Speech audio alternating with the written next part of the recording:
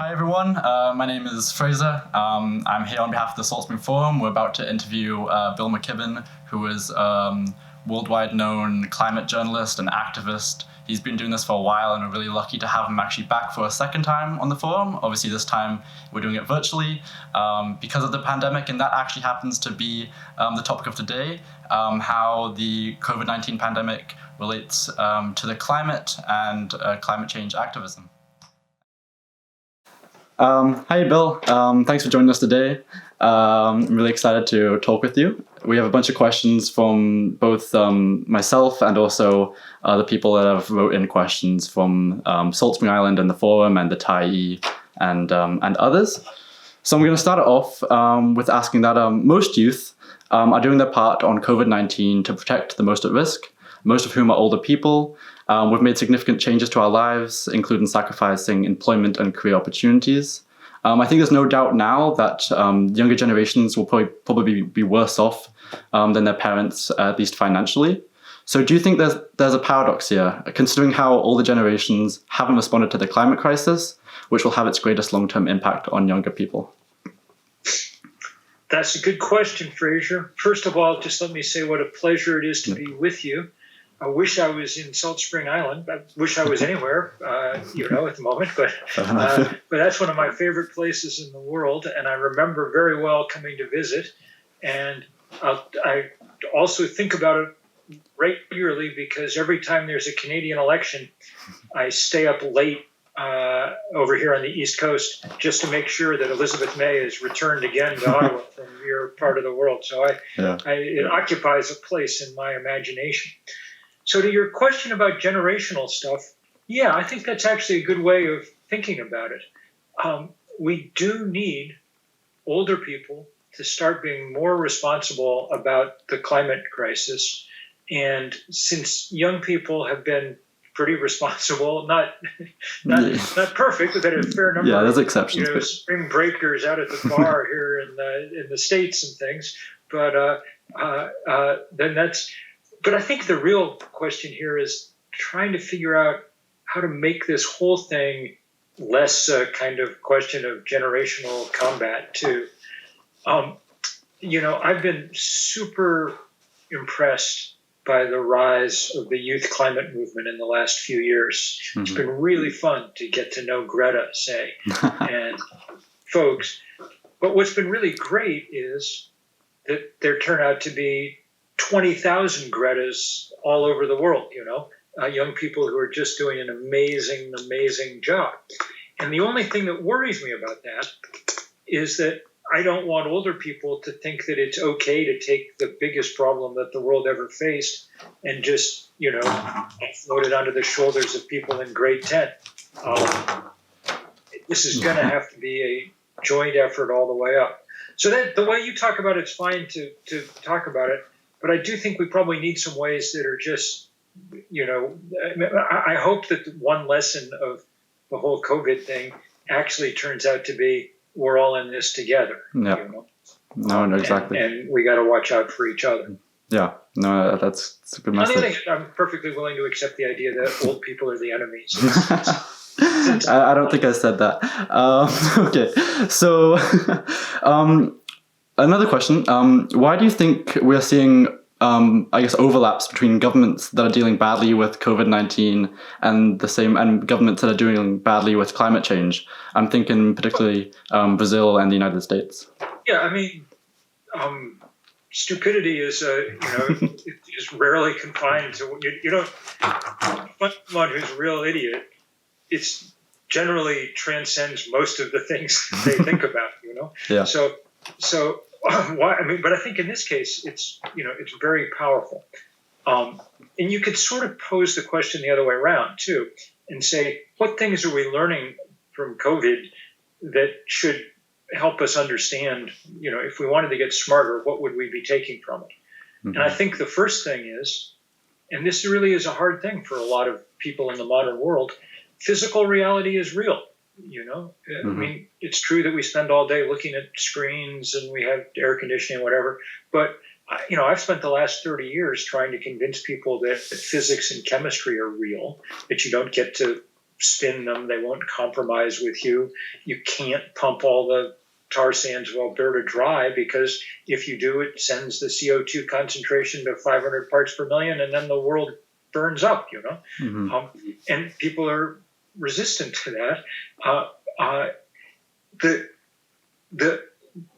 The lesson of the COVID crisis is biology's real. You can't, President Trump can't intimidate the COVID microbe. The fact that he calls it a hoax or whatever doesn't matter. It doesn't mean anything. Yeah. And that's why these are different than other political issues. Most political issues really are best solved with some kind of compromise, But in this case, that's not how it works. Reality sets so if the COVID microbe says everybody stand 6 feet apart, you don't get to say, no, I'd rather stand 2 feet apart, Yeah. That's just what reality is. So the one thing that's better here is that there's not happily $1 trillion industry whose interest lies in getting us all to catch the coronavirus. There is $1 trillion industry whose interest lies in overheating the planet so they can keep pumping oil. Yeah. And that is a big difference. I would say, too, the one other lesson that I think may be sinking in here that's really valuable, there's no upside to a pandemic, but you might as well learn something from it. The other lesson is delay is fatal. The countries like the U.S. that didn't flatten the COVID curve early on are paying a huge price compared to the ones like South Korea that did, or Canada. This is exactly the same comparison, just played out over weeks instead of decades, with the carbon curve. Had we gone to work when scientists raised the alarm 30 years ago, we could have done some fairly modest things, a price on carbon, that would have steered the economy in a profoundly different direction. But since we didn't, since we failed to flatten that curve, since we've emitted more CO2 since 1990 than in all of history before, now we have to do very disruptive things, and we're still going to pay a huge price. Yeah. So do you think that this pandemic is actually a good opportunity to make the transition to renewable energies?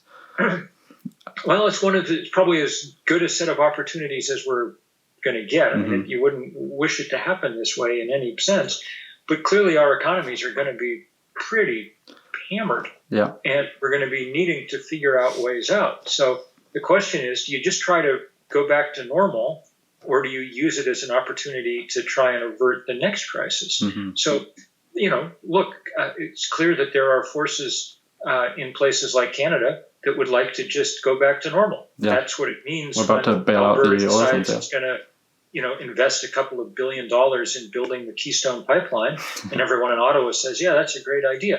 That's just like some fantasy idea that you're going back to normal, where the price of oil is going to be high enough to support the, on and on and on. That's what that is setting up the pins in the bowling alley again, so that they'll inevitably get knocked down again. But you could use this as the moment to say, since we are going to be in need of employment, since we're going to be in need of economic, we'll do what we did in the Depression. Let's find, well, in this case, a Green New Deal in order to, and that's precisely today what the South Korean government said they were going to use as their way out of their economic predicament from COVID, what they're explicitly calling a Green New Deal. Yeah. So I'm actually, first question's from Jeff from Ontario, and he's basically asking, what can we as citizens help do to make this happen, to make that transition? So I'm, what I know about Canadian politics, fits in but you can be continuing to make clear to everybody in Ottawa and in provincial capitals that we don't want to go back to. I mean, this is the very dumbest response at the moment to a world where, say, the COVID crisis has crushed oil demand, dropped it 20, 30%, driven the price of a barrel of West Canada oil down to $4 or $5 a barrel. the very worst response to that is to try and figure out how you're somehow going to get the price of that oil back up and build more. If you build the future on the things that are failing you now, they're probably going to fail you again. So bring strongly the message that we need to build in a different way. Yeah, and kind of building on that, Rosalind asks, fossil fuel projects like the oil sands, mines, and pipelines are considered in BC and by the Canadian federal government as essential services. What do you think about this? I think it's insane. I completely don't get it. Like in this country, we're doing the same thing. We've called building new pipelines, the Keystone Pipeline, essential services. We're flying in workers from around America to remote rural areas that have bad health care anyway and are on the edge of First Nations reservations where historically, 90% of the population's been killed in pandemics. But we're bringing people in from around the country, doubtless some of them carrying these germs, in order to build oil pipelines at exactly the same moment that the U.S. government is trying desperately to get Russia and Saudi Arabia and the U.S. oil producers to cut the amount of oil they're producing. We're literally paying oil producers to keep oil in the ground now. So you tell me how building a new pipeline at this point in history constitutes an essential service. Yeah, it doesn't make much sense. It's actually hard to think of anything less essential at the moment than that. Right, so kind of transitioning from that discussion, this might be kind of difficult because we don't know much yet, but do you think that there could be a direct relationship between the climate crisis and COVID-19, basically including the transmission of the virus? Probably not, I think. I think the closest you'll get is the fact that human disruption of ecosystems clearly brings animals and humans into closer contact. Yeah. So when you cut down rainforests and stuff, that's one of the places, but we don't really know yet where COVID emerged from. But clearly that's the story around things like Ebola. There are zillions of diseases that are directly linked to a warming climate. Zika virus, dengue, Lyme disease, on and on and on.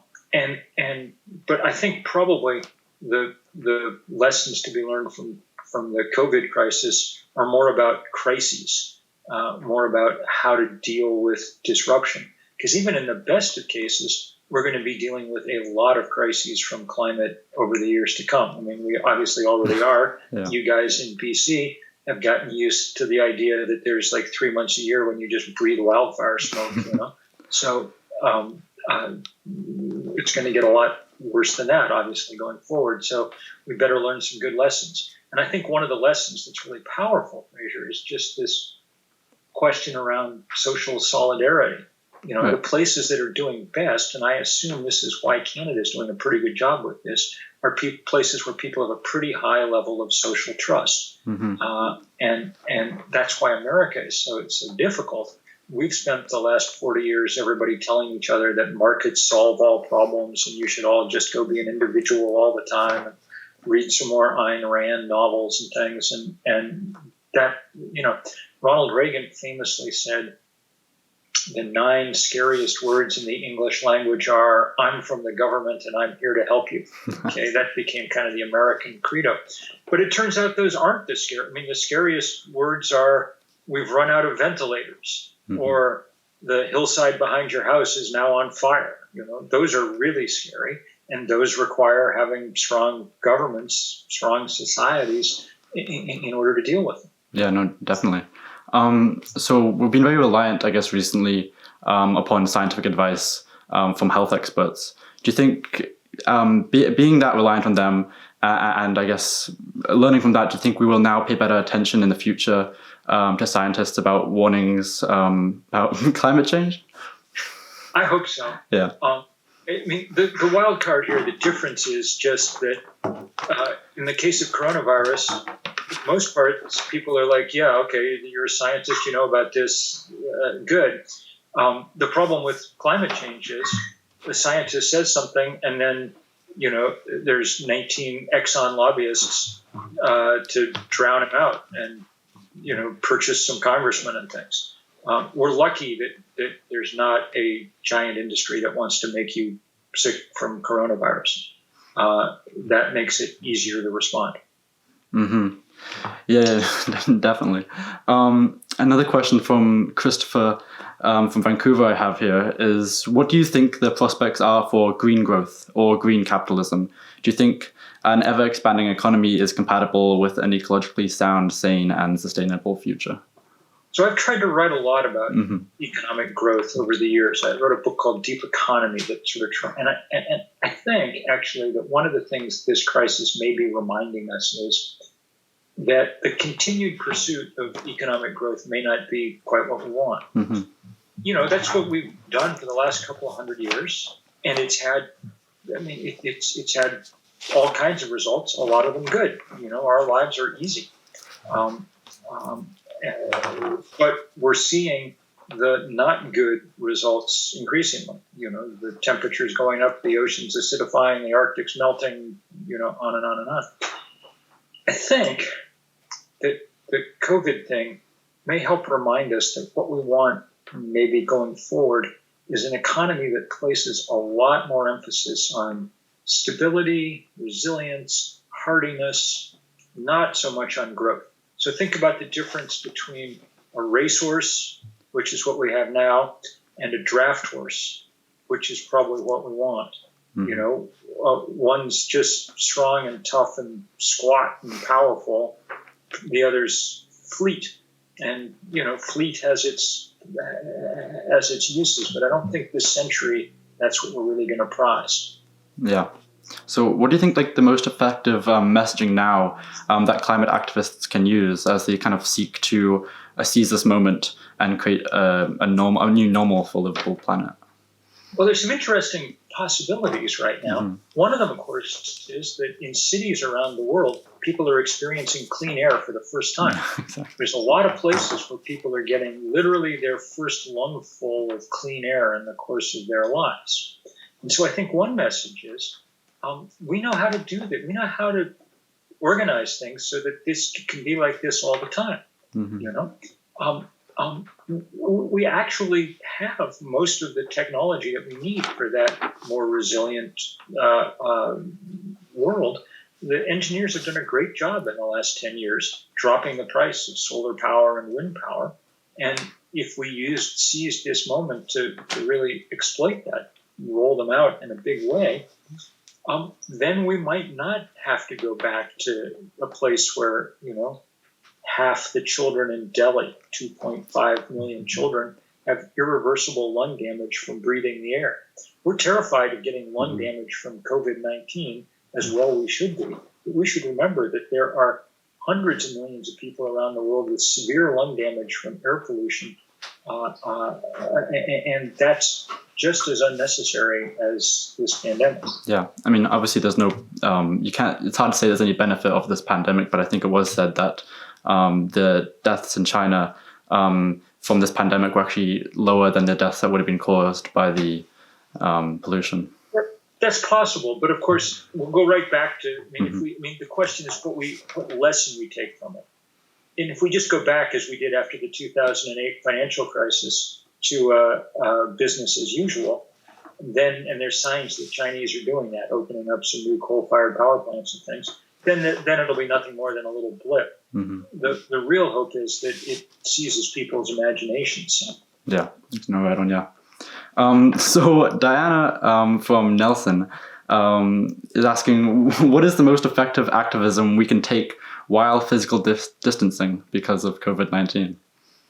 Well, everybody's exploring a lot of online activism, and it's never quite as satisfying as doing things in the real world. No. Partly because people who don't know, aren't likely to stumble across it in the same way, that you do when you're having a protest or something. But that said, we do what we can, and at least there's a big Earth Day Live 3-day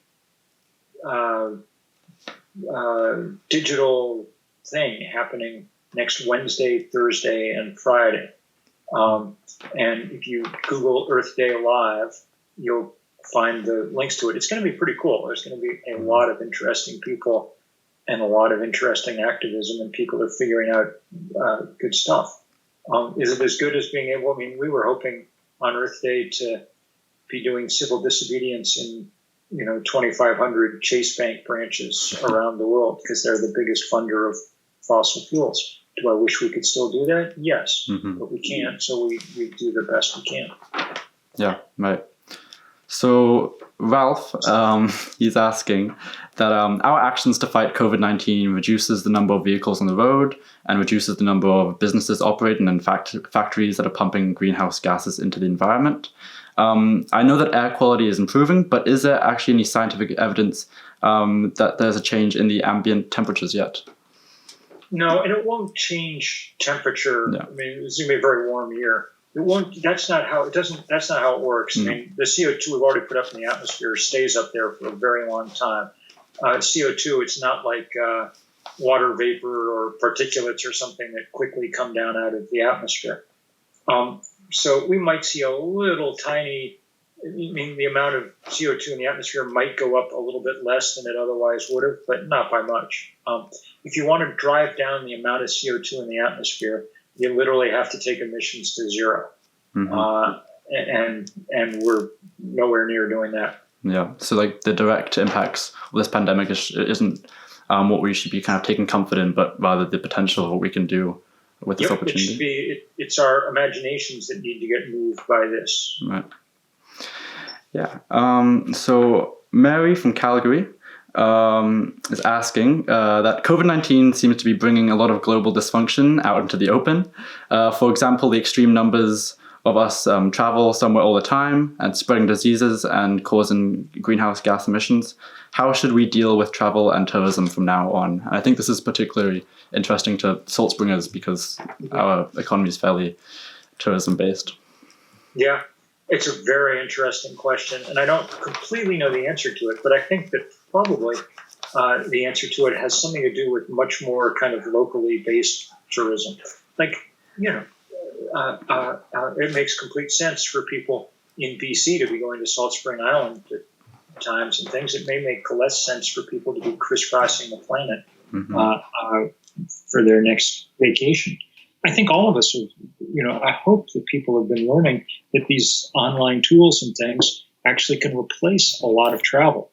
It's not a surprise to me. I've been doing 300 or 400 talks by Skype a year for the last 4 or 5 years, and I've gotten relatively comfortable with it. It's not as good as being there in person, but it's a lot less carbon. And now everybody's learning it. If you can have a sales conference, you can figure out how to do it by Zoom, as soon as they get the Zoom bombing problem under control, it's completely workable. I've spent the past couple of months in India actually, and there's hundreds of millions of people there. And there's very weak government systems, and they've been very exposed to COVID-19 and both climate change. So this kind of begs the question: are these development issues, and are they social justice issues as well? Where were you in India? I was in near Pune in Maharashtra. Nice. Yeah. India is one of my favorite places in the world, and I think it's one of the most interesting countries in the world. And I think it's a place that probably is more important than probably any other country on Earth in terms of what the climate future is going to be like. Because, as you know, they're just now sort of where China was 15 years ago in terms of ramping up energy use and the economy and things, growing very rapidly. But what's changed over those 15 years is that the price of a solar panel has dropped so much that India really could become the first place to skip a large part of the fossil fuel era and build its prosperity on solar panels. And there's some sign of that happening. The coal lobby is strong in India. That's really the only reason that people continue to build new, and they're really not building new coal-fired power plants. Already in most of India, it's cheaper to shut down the existing coal-fired power plants and use new solar construction. So hopefully they'll be able to move quickly in that direction, which would be awfully nice in large part because the direct effects of air pollution there are so hideous for people. Yeah. So many people's lives blighted by breathing the air. Because we're talking about a country where an awful lot of people live on the streets, an awful lot of people live in horrible substandard housing. The thought of what it must be like to be locked down in India during this pandemic is really amazing. I mean, when you tell people to go wash their hands all day and you do it to a country where 500 million people don't have running water, I mean, that's pretty rough. Yeah, and the millions of day workers who are coming out of the cities that, can't, as soon as one day of work is gone, then they're nearly at risk of, the starvation over a period of time. Exactly. It's a very different reality, I guess, to what we're experiencing here. And I guess lots of the smog and air pollution there's also caused by the burning of the crop residue, and I guess in the large agriculture fields. So maybe finding solutions to that as well would be... That part should be relatively easy to, technologically. But cultural change is difficult, and that's a cultural shift that'll be a little hard to... But that's, and that's why you need good people running good governments that pay attention to evidence and get done what needs done. Yeah, certainly. So Val from Canmore, they ask, could the social reality demanded by COVID-19 be used as a rehearsal for the changes and sacrifices humanity must make to restore Earth's systems to balance? You do have the sense, don't you, that it's a kind of there is a kind of rehearsal here in a lot of ways, and one of the things that's good is just reminding ourselves that most of us are capable of a fair amount of change. Americans are not always great at this kind of stuff, but Americans have done a pretty good job of sheltering in place and whatever, especially since, in a country where the president's an idiot, it's more difficult because he's up there all the time spreading misinformation and so on and so forth. Even notwithstanding that, most people have managed to figure out what they need to do in order to protect their neighbors and themselves. And that is precisely the kind of rehearsal that we need. So I think that's a good question from Canmore. Yeah. And I got to say, one of the things that made me sad about the onset of the pandemic was that they had to cancel all the last cross-country ski races of the year, so we didn't get to watch everybody go to Canmore for the big finish of the season. I'm a diehard cross-country skier, so that was difficult for me. Oh man, yeah. So overall, do you? I don't know how much time we have left. Well, actually, I think we've quite a bit actually. But do you think that overall, this pandemic will actually have a positive or negative impact on climate action?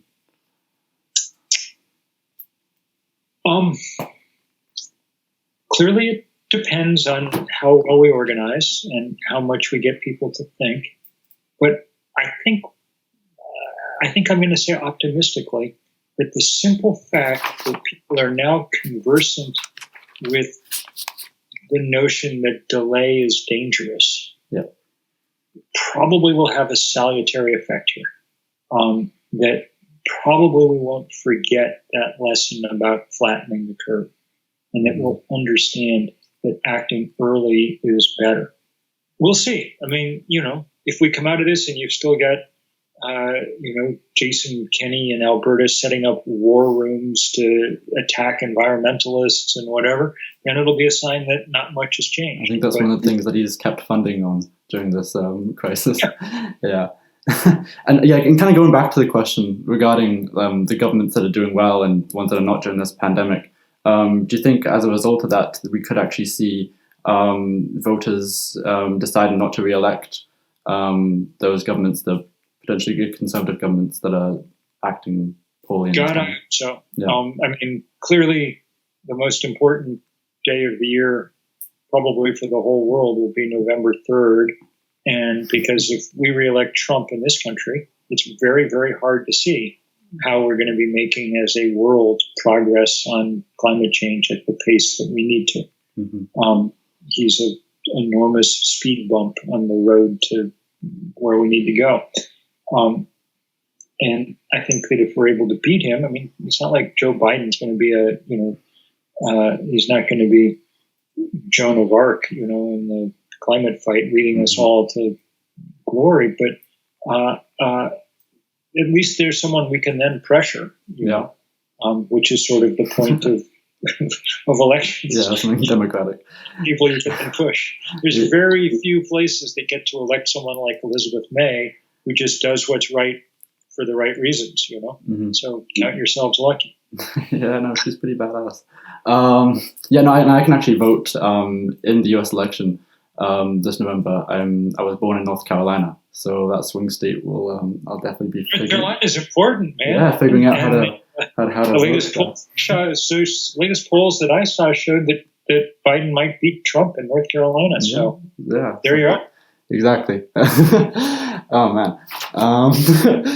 So there's actually a new question that have just kind of been passed to me that I think we could just got an email from, and it's Jane from Salt Spring, and they're asking whether it would be a good idea to put newly employed workers into programs to retrofit homes and buildings to plant more trees and other easy climate-oriented steps, and also go ahead. I mean, this is what happened. The last real depression in North America. This is what Franklin Roosevelt pioneered so powerfully. Rounded up millions of people and put them to work doing things like planting trees, building public works, building trails, all kinds of things. Retrofitting homes is the perfect. This is a task that people can be trained to do. It's incredibly useful, and it pays for itself in reduced utility bills and energy bills. So these are precisely the kind of things that government should be hard at work on. That's a really good question, Jim. Yeah. I know one of my friends, one of my classmates, Anushka from India, we've studied a lot of your works in our class, actually, in our environmental systems and societies class. And so I asked them, if there's any questions for you. And she was wondering that a lot of the stuff you put out is literary based, and is in books or etc. And what potentially are you doing to make sure that people in different spheres of society can access that information? Well, I write. The thing I'm writing now every week that I really like is this free newsletter that comes through the New Yorker called The Climate Crisis. And it's been getting a big response. So I'm glad to be able to have something that everybody can access, and it's very up to date. It comes out every Wednesday. And that's been a real pleasure. Are you at UWC? Is that where you are? Yeah, I'm at the one in India, the Mahindra College. Fantastic. My daughter went to the one in Norway. Oh, cool. Flekkefjord. So we're big. So one thing you could do at UWC is convince them that it's time to divest their endowment from fossil fuels and join all the other schools around the country that have done that, and around the world that have done that. Yeah, we'll look into that. Yeah. But I love UWC. That's a wonderful, wonderful operation. Yeah, no, it's a pretty fascinating place to learn, I guess, from these issues. Not just, I guess, from every walk of life and different places on Earth, because it's obviously people aren't experiencing the same things or have the same means to combat them. I think we have time for kind of one more question, which is unfortunate. But I'll take this opportunity, I guess, for myself and my generation to ask, what is your kind of key message for young people at this time and kind of going forward? So, the key message is keep it up. Young people have done a great job the last few years. Really for a long time. I started 350.org with 7 college students. So, I've been working with young people my whole life, even though I'm not. And I think that the work that people have done in the last few years is just fantastic.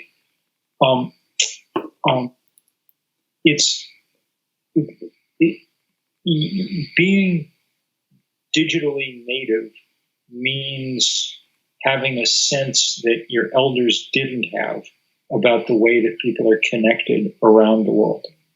And so use that sense to, really be powerful, and have a little bit of compassion for, old people, because it is hard for people to change the habits of a lifetime. Yes.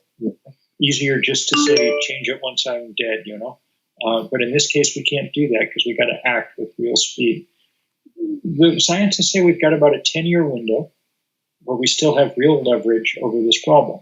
So it's not completely fair that young people have to deal with this, but if we don't deal with it soon, then the rest of your lives will be dominated by dealing with the emergencies that arise. You've got a sense now about how unfun it is to deal with a real huge crisis. So let's do what we can to prevent them from happening any more than they have to going forward. Great. Awesome. Thanks, Bill. Yeah. Thank you so much. These were good questions, and it's a pleasure just to get to think about those beautiful islands and take good care of them for us. Yeah, no, thank you so much. Thanks for your time, Bill. All right. Take care, man.